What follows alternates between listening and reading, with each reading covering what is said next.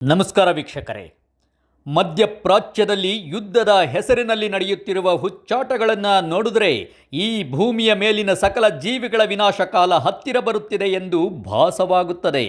ವಿವೇಚನಾ ಶಕ್ತಿಯ ಕಾರಣಕ್ಕೆ ಇತರೆಲ್ಲ ಪ್ರಾಣಿಗಳಿಗಿಂತ ಭಿನ್ನವಾಗಿದ್ದ ಮನುಷ್ಯ ಸಂಪೂರ್ಣ ವಿವೇಚನೆಯನ್ನು ಕಳೆದುಕೊಂಡಂತೆ ವರ್ತಿಸುತ್ತಿದ್ದಾನೆ. ಆಸ್ಪತ್ರೆಗಳು ಮತ್ತು ಶಾಲೆಗಳ ಮೇಲೆ ಬಾಂಬ್ ಹಾಕಿ ರೋಗಿಗಳು, ಮಹಿಳೆಯರು ಮತ್ತು ಮಕ್ಕಳನ್ನು ಕೊಂದರೂ ಇವರ ಮುಖದಲ್ಲಿ ವಿಷಾದದ ಛಾಯೆ ಕಾಣುವುದಿಲ್ಲ. ನಗರಗಳು, ತೈಲಾಗಾರಗಳು, ವಿಮಾನ ನಿಲ್ದಾಣಗಳು, ಕುಡಿಯುವ ನೀರಿನ ಸಂಗ್ರಹಾಲಯಗಳನ್ನು ಕೂಡ ಬಾಂಬ್ ಹಾಕಿ ಭಸ್ಮ ಮಾಡಲಾಗುತ್ತಿದೆ. ಮನುಷ್ಯನ ಪ್ರಾಣಕ್ಕೆ ಬೆಲೆಯೇ ಇಲ್ಲದಂತಾಗಿದೆ. ಅಣುಬಾಂಬ್ ಮತ್ತು ಗಾಂಧಿ 20ನೇ ಶತಮಾನದ ಅದ್ಭುತ ಆವಿಷ್ಕಾರಗಳೆಂದು ಡಾಕ್ಟರ್ ರಾಮ್ ಮನೋಹರ್ ಲೋಹಿಯಾ ವಿಶ್ಲೇಷಣೆ ಮಾಡಿ ಎರಡರಲ್ಲಿರುವ ಒಂದನ್ನು ಆಯ್ಕೆ ಮಾಡಿಕೊಳ್ಳುವ ಮೂಲಕ ವಿಶ್ವದ ಭವಿಷ್ಯ ನಿರ್ಧಾರ ಆಗಲಿದೆ ಎಂದು ಹೇಳಿದರು. ಯಾಕೋ ವಿಶ್ವದ ವಿದ್ಯಮಾನಗಳನ್ನು ನೋಡಿದ್ರೆ ಗಾಂಧಿಗಿಂತ ಅಣುಬಾಂಬೆ ಪ್ರಿಯವಾದಂತೆ ಕಾಣುತ್ತಿದೆ. ಅಣುಬಾಂಬ್ ವಿನಾಶದ ಸಂಕೇತವಾದರೆ ಗಾಂಧಿ ಉಳಿವಿನ ಸಂಕೇತ. ಬಾಂಬ್ ಇದ್ದರೆ ಮಾತ್ರ ತಾವು ಉಳಿದುಕೊಳ್ಳಬಹುದೆಂದು ಪ್ರಬಲ ರಾಷ್ಟ್ರಗಳು ಭಾವಿಸಿದಂತಿದೆ. ಈ ಬಾಂಬಿನ ಕಾರಣಕ್ಕಾಗಿಯೇ ಯುದ್ಧ ನಡೆಯುತ್ತಿದೆ.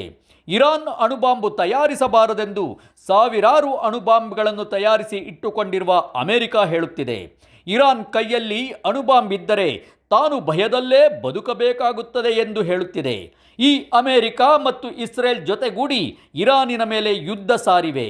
ಪ್ರತಿಯಾಗಿ ಇರಾನ್ ಕೂಡ ಅಮೆರಿಕದ ಸೇನಾ ನೆಲೆಗಳು ಹಾಗೂ ಇಸ್ರೇಲಿನ ಮೇಲೆ ಬಾಂಬಿನ ಮಳೆ ಸುರಿಸುತ್ತಿದೆ. ತಾನು ಭಾಗವಹಿಸಿದ್ದ ಯುದ್ಧಗಳನ್ನೆಲ್ಲ ಜಯಿಸುತ್ತಾ ಬಂದಿದ್ದ ಇಸ್ರೇಲ್ ಮೊದಲ ಬಾರಿಗೆ ಪೆಟ್ಟು ತಿನ್ನುತ್ತಿದೆ. ಕದನ ವಿರಾಮದ ಮಾತನಾಡುತ್ತಲೇ ಡೊನಾಲ್ಡ್ ಟ್ರಂಪ್ ಇನ್ನಷ್ಟು ಬಾಂಬ್ ಹಾಕಲು ಸಿದ್ಧತೆ ಮಾಡಿಕೊಳ್ಳುತ್ತಿದ್ದಾರೆ. 4 ವರ್ಷಗಳಿಂದ ಯುದ್ಧ ಮಾಡುತ್ತಿರುವ ಪುಟಿನ್ ಉಕ್ರೇನ್ ಮೇಲಿನ ದಾಳಿಯನ್ನು ಹೆಚ್ಚಿಸಿದ್ದಾರೆ. ಪ್ರಪಂಚದ ಇತಿಹಾಸದಲ್ಲೇ ಅತ್ಯಂತ ಕ್ರೂರ ಸರ್ವಾಧಿಕಾರಿ ಎಂದು ಕುಖ್ಯಾತಿ ಪಡೆದಿದ್ದ ಹಿಟ್ಲರ್ ಕೈಯಲ್ಲಿ ನರಕಯಾತನೆ ಅನುಭವಿಸಿದ ಯಹೂದಿಗಳು ತಾವು ಅನುಭವಿಸಿದ ಯಾತನೆಯನ್ನು ಇನ್ನೊಬ್ಬರು ಅನುಭವಿಸಬಾರದೆಂಬ ಅರಿವನ್ನು ಪಡೆಯಬೇಕಾಗಿತ್ತು.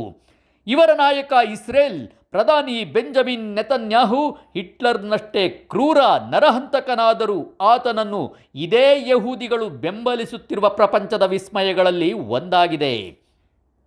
ಪ್ಯಾಲೆಸ್ತೇನಿನ ಗಾಜಾ ನಗರದಲ್ಲಿ 18,000 ಮಕ್ಕಳು ಸೇರಿ 70,000 ಜನರು ಹತ್ಯೆ ಆದರೂ ಈ ಬೆಂಜಮಿನ್ ನೆತನ್ಯಾಹು ಮುಖದಲ್ಲಿ ಒಂದು ವಿಷಾದದ ಛಾಯೆ ಕಾಣುವುದಿಲ್ಲ. ಯುರೋಪಿನ ಬೇಟೆಗಾರರು ವಲಸೆ ಹೋಗಿ ಅಲ್ಲಿನ ಮೂಲ ನಿವಾಸಿಗಳನ್ನು ಹತ್ಯೆ ಮಾಡಿದ ಅಮೆರಿಕ ದೇಶ ನರಬೇಟೆಯನ್ನು ಮುಂದುವರಿಸಿರುವುದರಲ್ಲಿ ಆಶ್ಚರ್ಯವಿಲ್ಲ. ಈ ಬೇಟೆಗಾರರ ನಾಯಕ ಡೊನಾಲ್ಡ್ ಟ್ರಂಪ್ ಎಂಬ ಬಕಾಸುರನ ಹೊಟ್ಟೆಗೆ ಪ್ರಪಂಚದಲ್ಲಿ ಲಾಭ ಇರುವ ಪೆಟ್ರೋಲ್, ಡೀಸೆಲ್ ಕುಡಿದ್ರೂ ಸಾಕಾಗುತ್ತಿಲ್ಲ.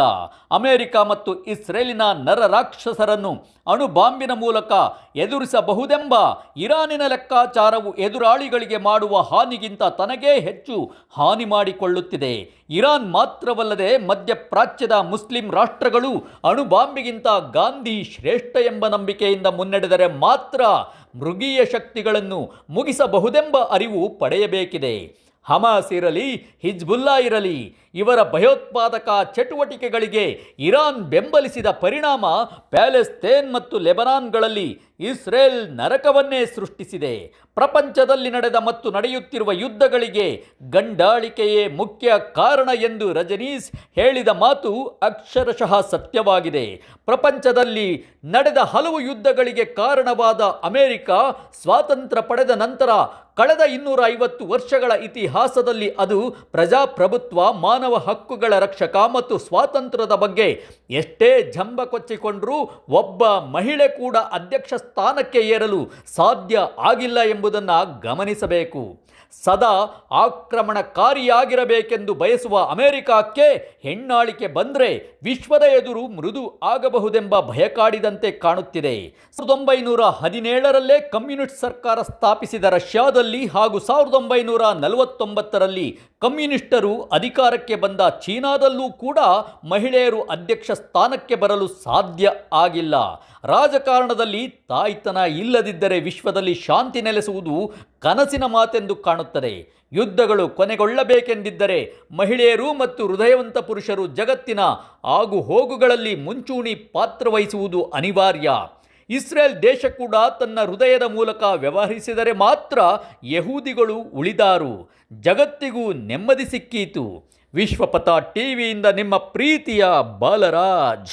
ವಿಶ್ವಪಥ ಟಿವಿಯನ್ನು ಸಬ್ಸ್ಕ್ರೈಬ್ ಮಾಡಿ, ಶೇರ್ ಮಾಡಿ, ಲೈಕ್ ಮಾಡಿ.